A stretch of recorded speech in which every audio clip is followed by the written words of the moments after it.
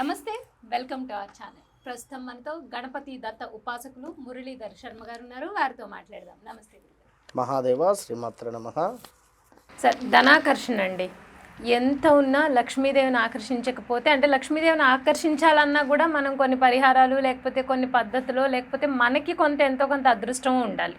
So Lakshmidevi లేదు అంటే, అసలు లక్ష్మీ ఆకర్షణ లేదు అంటే మన చేతిలో రూపాయి ఉండదు, అసలు జీవితం సాగించడమే చాలా కష్టం అని చెప్పాలి. సో అటువంటిప్పుడు లక్ష్మీ ఆకర్షణకి మీరు చాలా రెమెడీస్ చెప్పారు, ఆల్రెడీ చాలా చెప్పారు, ఇంకా కొత్తగా ఏమన్నా కూడా చెప్తారేమో అన్న క్యూరియాసిటీతో, ఎందుకంటే లక్ష్మీదేవి అంతున్నా సరిపోవట్లేదండి, అందుకని ఇంకొంచెం పెంచుకుందామన్న ఆశతో ఇంకా కొత్తగా ఏమన్నా మీరు చెప్తారని. సో లక్ష్మీ ఆకర్షణకి ఎటువంటి పరిహారాలు పాటించాలి? తప్పకుండా అమ్మ. ఇక్కడ రెమెడీస్ అనేటువంటివి చాలా ఉన్నవి. ఇంతకుముందు కానీ ప్రతి ఛానల్లో కానీ ప్రతి వీడియోలో కానీ నేను చెప్తూ ఉంటాను. ఎవరెవరి జాతకరీత్యా వారి నక్షత్రం కానీ, వారి యొక్క రాశి కానీ, వారి యొక్క లగ్నం కానీ, అది మనకు ఇక్కడ గురుపాలిత గ్రహాల లేదా శనిపాలిత గ్రహాల అని చెప్పుకుంటుంది. అది వాటిపై ఏ గ్రహాల దృష్టి ఉంది అనేటువంటిది తీసుకొని వచ్చేటువంటి ప్రతి కాల్స్ వారు కూడా వారికి ప్రజెంట్గా ఉండేటువంటి సిచ్యువేషన్ కానీ, నడుస్తున్నటువంటి టైం కానీ వారికి కళ్ళకు కట్టినట్టుగా కూడా చెప్పడం జరుగుతున్నది మనం.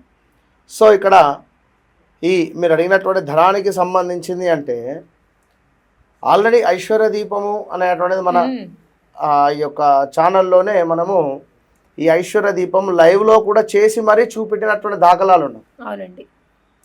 సో మోస్ట్ పవర్ఫుల్ ఐశ్వర్య దీపం చేసి ముక్తి పొందినటువంటి వారు ఎంతోమంది ఉన్నారు. మైత్రేయ ముహూర్తం ఒకటి మిరాకిల్ ఛానల్లో, మైత్రేయ ముహూర్తము, ఐశ్వర్య దీపం, ఇవి రెండు కూడా చాలా అద్భుతంగా వెళుతూ ఉన్నవి కూడా. అయితే మరీ ముఖ్యంగా చూసుకున్నట్టయితే ధనానికి సంబంధించింది అనేటువంటి సందర్భాలలో బుధవారం రోజు ఒక దీపారాధన, అద్భుతమైనటువంటి దీపారాధన.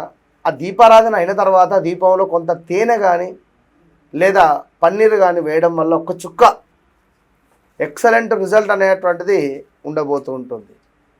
ఇక్కడ ధనానికి సంబంధించింది మీరు అడుగుతున్నారు, బ్లాకేజెస్ కావచ్చును, వాటి ఏదైనా కూడా ముఖ్యంగా జాతకంలో కొన్ని నష్టగ్రహాలకు సంబంధించి, దుష్టగ్రహాలకు సంబంధించినటువంటి మనకు ఈ యొక్క దశ అంతర్దశలు నడుస్తుండేటువంటి సందర్భంలో కొంత నెగిటివ్ వాతావరణం అనేటువంటిది మనకు ఉంటుంది. సో ఏది ఏమైనప్పటికీ కూడా ఈ రెమెడీస్ అనేటువంటిది జాతకాలతో పని లేకుండా పవర్ఫుల్గా పనిచేయాలి అంటే ఖచ్చితంగా మనం ఒకసారి జాతక పరిశోధన చేసుకోవాలి. ఎందుకంటే కొన్ని గ్రహాలు బాగుంటే మంచి రిజల్ట్ ఉంటుంది మనం చేసేటువంటి రెమెడీస్ పైన.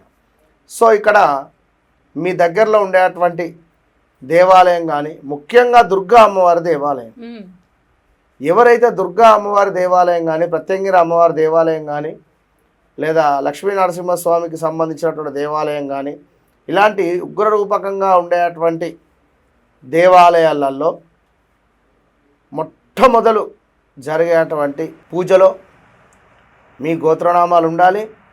ఆ పూజ జరిగే సమయానికి మీరు ఉండాలి అక్కడ. ప్రతిరోజు అమ్మవారికి ఒక తాంబూలాన్ని సమర్పించాలి. ప్రతిరోజు మొదటి అర్చన జరిగిన తర్వాత అక్కడ షోడశోపచార పూజ విధానం అనేటువంటిది ఉంటుంది. ఎక్కడ దేవాలయంలో అయినా ఈ షోడశోపచార పూజా విధానంలో చిట్ట చివరల మనకు నైవేద్యం ఉంటుంది. నైవేద్యం తర్వాత పూగీ ఫలైస్త కర్పూరైర్ నాగవల్లిత లలిత ముక్తాచరణం సమాయుక్తం తాంబూలం ప్రతిష్ఠితాం. తాంబూలం, ఇది తాంబూలం మనదై ఉండాలి. ఇక్కడ 2 తమలపాకులు, ఒక పోక వక్క, ఒక రూపాయి, కుదిరితే సోంపు పొట్లాలు, ఇది తాంబూలము, ఒక 2 అరటి పండ్లు, ఇది మిక్స్. ఇవన్నీ పట్టుకొని కూడా చక్కగా కూడా తాంబూలం అమ్మవారికి సమర్పించాలి. మొట్టమొదలు ఆ రోజు 5:30కు తీస్తారా గుడి, 6:30కు తీస్తారా, 7:30కు తీస్తారా, 8:30కు తీస్తారా మనకు సంబంధం లేదు. ఆ గుడి ఎప్పుడైతే ఓపెనింగ్ అవుతుందో, ఆ గుడి ఓపెనింగ్ కాగానే మొట్టమొదటి తాంబూలం మీద అయి ఉండాలి. సో ముందే వెళ్ళి గుడంతా క్లీన్ చేసేసి శుభ్రపరిచి అక్కడ అర్చనకు సంబంధించినటువంటి కొన్ని ఐటమ్స్ను అందజేస్తూ అక్కడ ఉండేటువంటి దీపారాధనలు కానీ, ఆ కుందులు కానీ, లేదా హారతి ఇచ్చే ప్లేట్ కానీ, ఆచమనం పాత్రలు కానీ అవన్నీ కుదిరితే క్లీన్ చేసేసి గురువు గారికి అప్పచెప్పేసి ఆ రోజు జరిగే కుంకుమార్చనలో మన గోత్రనామాలు చదివించుకొని కుంకుమార్చన 108 నామాలు అయిపోయిన తర్వాత చక్కగా కూడా అమ్మవారికి ధూపం చూపిస్తారు.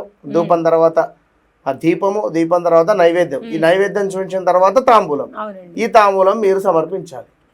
ఇక ప్రతిరోజు ఆ విధంగా చేస్తే చాలా అంటే చాలా అదృష్టవంతులు అవుతారు మీరు. మీకు అసలు తిరుగు అనేటువంటిది ఉండదు.